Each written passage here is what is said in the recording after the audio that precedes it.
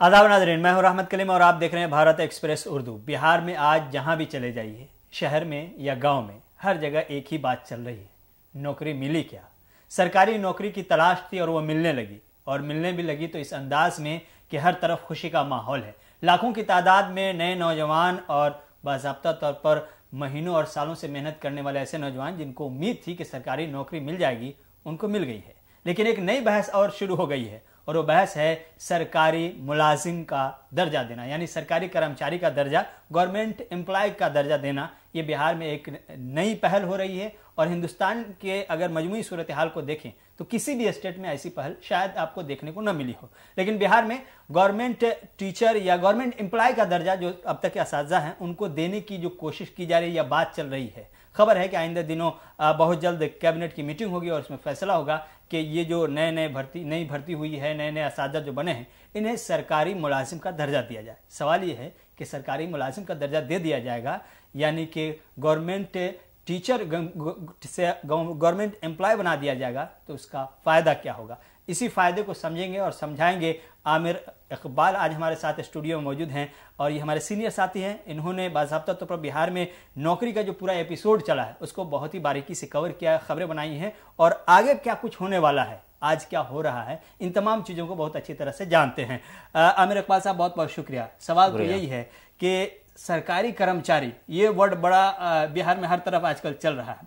ये बीपीएससी के थ्रू नई जो बहाली हुई है, भर्ती हुई है, अगर सरकारी कर्मचारी का दर्जा मिल जाता है तो क्या फ़ायदा होगा? क्योंकि अब तक के जो नियोजित कहते हैं वो टीचर थे, या कंट्रैक्चुअल, या यूँ कहिए कि जो नॉर्मल जो टीचर थे, उन्हें उस तरह की सहूलियात नहीं मिल रही थी जिस तरह की सहूलियात अब देने की कोशिश की जाएगी सरकारी कर्मचारी का दर्जा दे करके।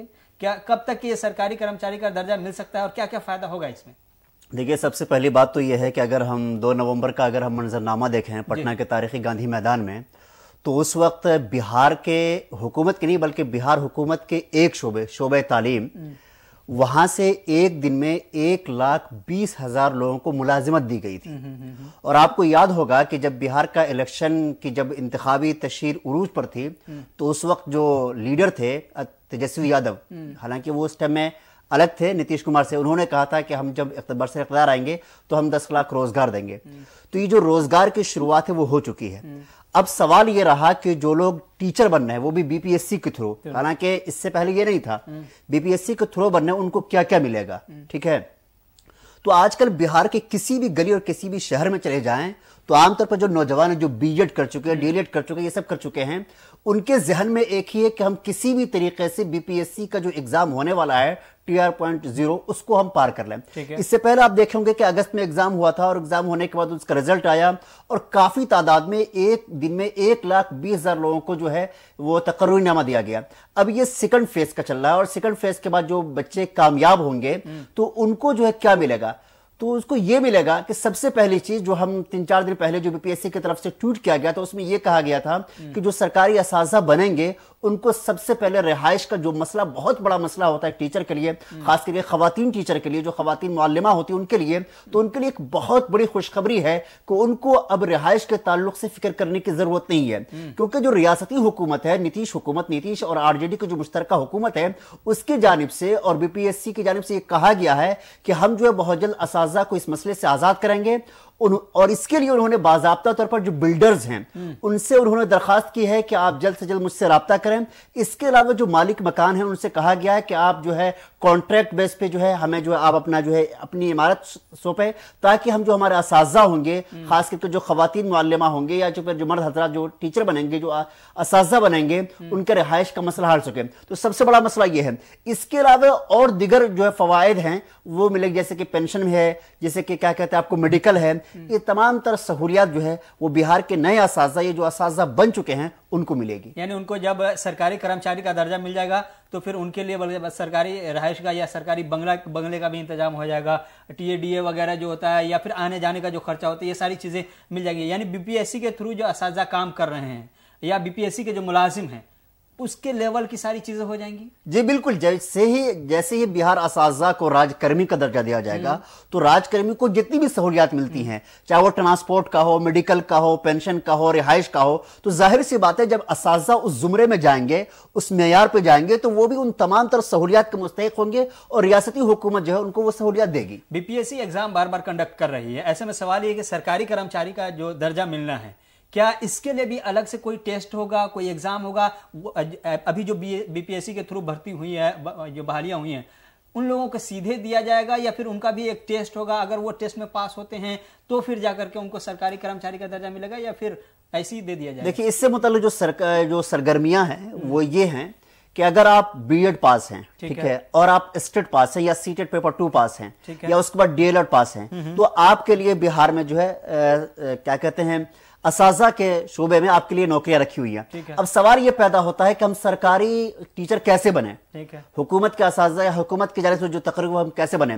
तो उसके लिए है कि जो पहला जो हुआ था एग्जाम, जिसमें 1,20,000 असाजा जो बने हैं, अब जो सेकंड फेज होने वाला है वो अगस्त में उसका एक इम्तिहान होने वाला है। तो अगस्त में जो इम्तिहान होगा वो मेरे ख्याल से 7 से लेकर के 10 दिसंबर तक ये सेकंड फेज का एग्जाम स्टार्ट हो जाएगा और उम्मीद की जाती है कि दिसंबर के आखिर या जनवरी के पहले हफ्ते में इसका अनाउंसमेंट भी हो जाएगा। तो उसका यह है कि 6 to 8 के लिए है, 9 to 10 के लिए है, 11 12 के लिए है, और उसके अलावा 1st to 5th के लिए भी एग्जाम है।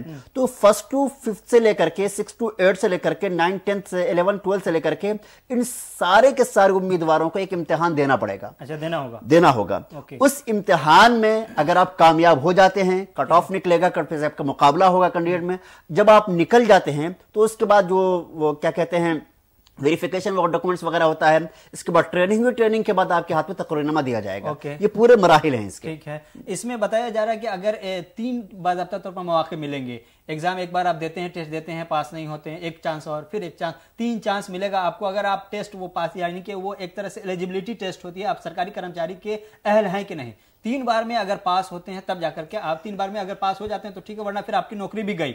क्या इसका कंफर्मेशन है, ये सही है? ये जो है, जो मुख्तलिफ जराए से जो इत्तलात मौसूल हुई हैं, ये बिहार में जो एक इस्तिलाह इस्तेमाल होती है नियोजित शिक्षक, ठीक है, उनके लिए है, जो मतलब न जाने 5 साल 6 साल 7 साल 8 साल से तसल्सल के साथ पढ़ा रहे हैं। तो उसके लिए यह है कि जब ये दूसरे जो उम्मीदवार हैं जो नियोजित शिक्षक नहीं हैं, जब वो इम्तिहान देंगे, इम्तिहानात में बैठेंगे, तो उसके साथ साथ बिहार में जो 4 लाख कमोबेश 4 लाख नियोजित शिक्षक हैं, उनको भी ये सहूलियत होगी कि वो भी इम्तिहान में बैठे। अगर वो एक बार फेल हो जाते हैं, उसके बाद दोबारा उनको मौका दिया जाएगा। दोबारा भी अगर फेल हो जाते हैं तो उनको रियासती हुकूमत की तरफ से तीसरी बार जो मौका दिया जाएगा। इसके बाद भी अगर फेल हो जाते हैं तो उनके लिए मुश्किलात की घड़ी आ सकती है। ये नियोजित शिक्षक के लिए है। ओके, ठीक है। आमिर साहब, आपने सरकारी घर की बात की, ये बड़ी दिलचस्पी वाला मौजूद है और हर कोई जो भी आजकल बिहार में है सरकारी टीचर बन रहा है, वो घर को लेकर के बहुत ही सीरियस है और हर कोई घर को लेकर सीरियस होता है। सवाल यह है कि सरकारी कर्मचारी का दर्जा मान लीजिए आपको मिल गया, चूंकि आप भी लगे हुए कोशिश में मिल जाता है, उसके बाद आपको सरकारी घर भी मिल जाता है।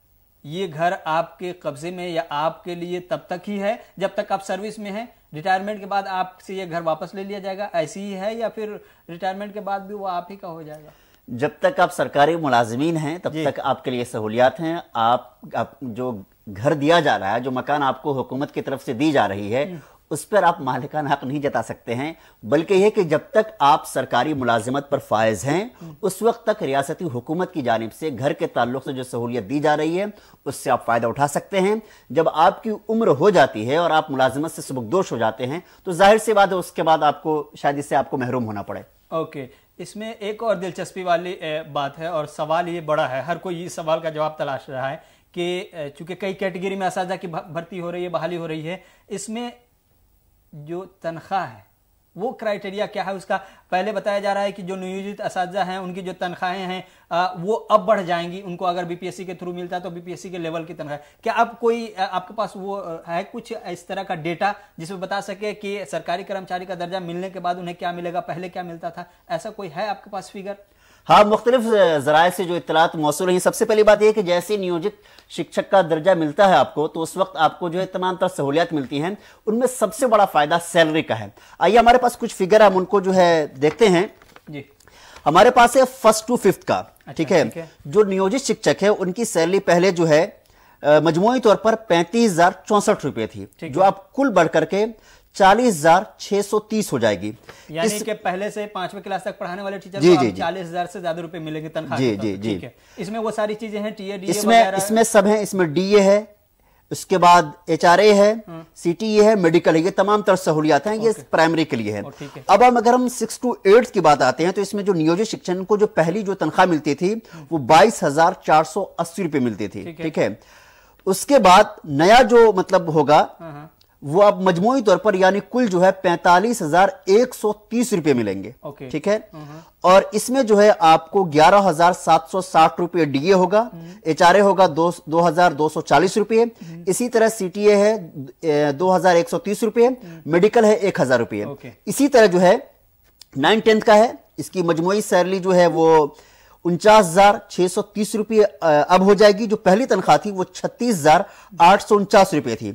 अगर हम 11th और 12th की बात करें, जो पहले तनख्वाह थी तो वो 38,650 रुपये थी। ठीक है, अब जो तनख्वाह होगी वो 51,130 रुपये होगी।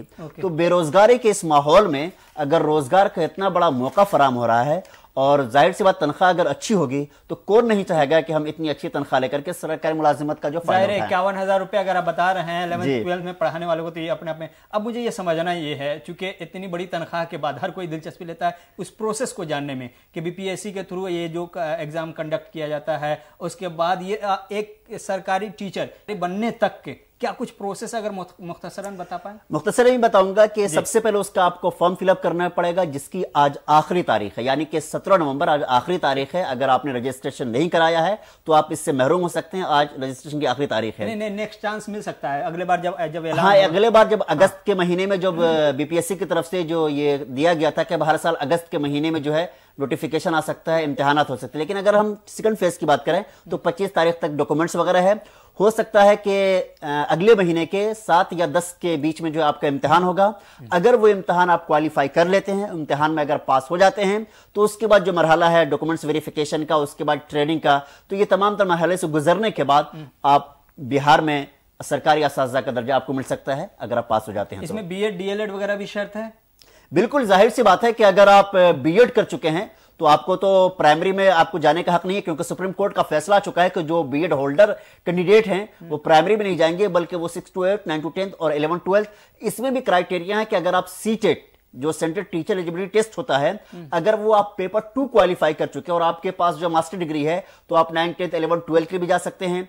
इसके अलावा 6 to 8 के लिए भी बीएड शर्त है, 9, 10 के लिए भी बीएड शर्त है, और उसके अलावा 11, 12 के लिए बीएड है। सिर्फ बीएड ही नहीं बल्कि बीएड के मसावी जितने सारे कोर्सेज हैं, चाहे वो आप मदरसा बैकग्राउंड से या किसी और बैकग्राउंड से हो, बीएड के मसावी जितने भी कोर्सेज हैं जिनको हुकूमत बिहार की जानिब से जो है तस्लीम की गई है, तस्लीम किया गया है, अगर आप इन तमाम तर पैरामीटर पर पूरे उतरते हैं तो आप ये जो है आप बिहार टीचर बनने का सुनहरा मौका आपको मिल सकता है। बहुत बहुत शुक्रिया आमिर इकबाल साहब, तफसीलात बताने के लिए, लोगों को समझाने में। बहुत दिलचस्प नौकरी है, बहुत ज़बरदस्त और एक अच्छा मौका भी है। ज़ाहिर तौर पर सरकारी नौकरी और उसमें भी गवर्नमेंट एम्प्लॉय का दर्जा, और इससे बड़ी बात 50,000 से ज़्यादा की तनख्वाह, और उससे कहीं बड़ी बात रहने के लिए फ्री में घर, आने जाने का खर्चा, सारी चीज़ें जब सरकार दे रही है तो फिर आप पीछे क्यों जाइए? जल्द से जल्दी तैयारी कीजिए, फॉर्म भरिए और इम्तहान निकालिए, आपके हिस्से की नौकरी आपको मिल जाएगी। आप तमाम का भी बहुत बहुत शुक्रिया। ये गुफ्तगू और ये जानकारी अगर अच्छी लगी तो दूसरों तक पहुंचाइए, शायद उनके काम आ जाए। आप तमाम का शुक्रिया।